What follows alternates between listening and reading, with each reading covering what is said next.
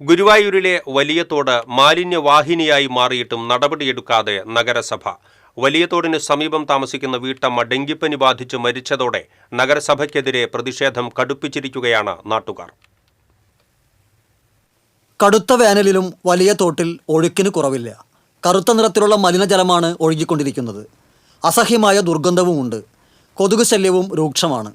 തോടിന് സമീപമുള്ള കിണറുകൾ ഉപയോഗശൂന്യമായതായി പരിസരവാസികൾ പറയുന്നു. വീട്ടിന്റെ മുറ്റത്തും ഇരിക്കാൻ വയ്യ, അകത്തും ഇരിക്കാൻ വയ്യ. കൊതുകടിയാണെങ്കിൽ അങ്ങനെ എന്തൊരു മണാന്നറിയോ. ഈ കക്കൂസയുടെ വെള്ളമൊക്കെ അങ്ങനെ വിട്ടു കഴിഞ്ഞാൽ വീട്ടിലിരിക്കണവർക്ക് എന്താവും സ്ഥിതി? ഇരിക്കാൻ പറ്റാത്ത ഗതിയാണ്. തോട്ടിലാണെങ്കിൽ അങ്ങനെ അത് ഈ കിണറാണെങ്കിൽ ഞങ്ങളുടെ കിണർ അത് കാരണം മൂടി ഞങ്ങള് ഈ വെള്ളം, തോട്ടിലത്തെ വെള്ളം കാരണം കൊണ്ട്. എന്നിട്ട് ഇപ്പൊ അടുത്ത കിണർ കുഴിച്ചത്, അതായത് ഇനിയിപ്പോ ഫ്രണ്ട് കൂടെ കാന വന്ന ആ കിണർ മൂടേണ്ടി വരില്ലേ?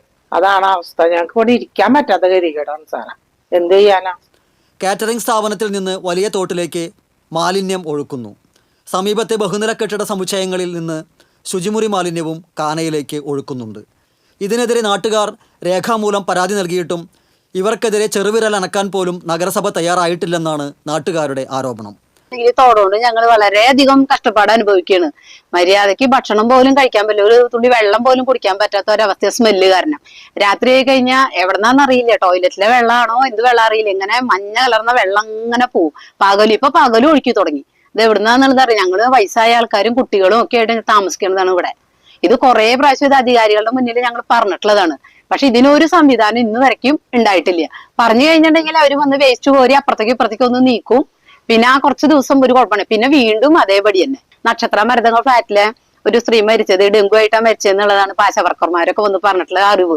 അപ്പൊ അതുകൊണ്ട് ഞങ്ങൾക്ക് പേടിയാവുക. നമ്മൾ വീട് എത്ര വൃത്തിയായി സൂക്ഷിച്ചാലും ഈ പുറത്തുനിന്നുള്ള ഈ കൊതുകിന്റെ ശല്യവും കാര്യങ്ങളും ഇതൊക്കെ ആയ കാരണം ഞങ്ങൾക്ക് ഭയങ്കര അധികം ബുദ്ധിമുട്ടുകളാണ് ഞങ്ങൾ അനുഭവിക്കണം. തോടിന് സമീപത്തുള്ള ഫ്ളാറ്റിലെ വീട്ടമ്മയാണ് കഴിഞ്ഞ ദിവസം ഡെങ്കിപ്പനി ബാധിച്ച് മരിച്ചത്. ഇതോടെ നാട്ടുകാർ രോഷാകുലരായിരിക്കുകയാണ്. വലിയ തോട്ടിലേക്ക് മാലിന്യം ഒഴുക്കുന്നവർക്കെതിരെ കർശന നടപടിയെടുക്കണമെന്നാണ് നാട്ടുകാരുടെ ആവശ്യം. അതെ, ഞങ്ങൾക്ക് ഇപ്പൊ ഈ തോട്ടിൽ കൂടെ വരുന്ന വെള്ളം എവിടുന്നാന്നുള്ളത് കണ്ടെത്തിയിട്ട് അത് സ്റ്റോപ്പ് ചെയ്യലാണ് ഏറ്റവും വലിയ അത്യാവശ്യം. ശരിയല്ലേ? അതാണ് ഞങ്ങളുടെ ആവശ്യം. അപ്പൊ അത് എന്തായാലും കുറെ വർഷങ്ങൾ അപ്പൊ ചോദിക്കും, നിങ്ങൾ എന്തിനാ തോടിന്റെ ഭാഗത്ത് വന്ന് സ്ഥലം മേടിച്ച് വീട് വെച്ചെന്ന്. വീട് വെക്കാന്ന് വെച്ചാൽ നമുക്ക് പണ്ട് നിന്ന് ഇത്ര വലിയ ബുദ്ധിമുട്ടുണ്ടായിരുന്നില്ല. ഈ കുറച്ച് കാലയളവിലാണ് എല്ലായിടത്തെ വെള്ളവും, പ്രത്യേകിച്ച് വരുന്ന വെള്ളം ഫ്ലാറ്റുകളിലെ വെള്ളം. ഒരു വീടിന്റെ വെള്ളത്തിനൊന്നും ഇത്ര വലിയ മലിനീകരണം ഉണ്ടാവില്ല. രാത്രി 12-11 മണി കഴിഞ്ഞാൽ നിങ്ങൾക്ക് വന്നു നോക്കിയാൽ അറിയാൻ പറ്റും ഭാരതപ്പുഴ പോലെ പോണത്. അതായത് കറുത്ത വെള്ളം ഇവിടുന്ന വരണത്, വിടുന്ന വെള്ളമല്ലേ, അല്ലാണ്ട് പുറത്തുനിന്ന് വേറെ ഞങ്ങളാരും ഒഴിക്കുന്ന വെള്ളമൊന്നുമല്ല.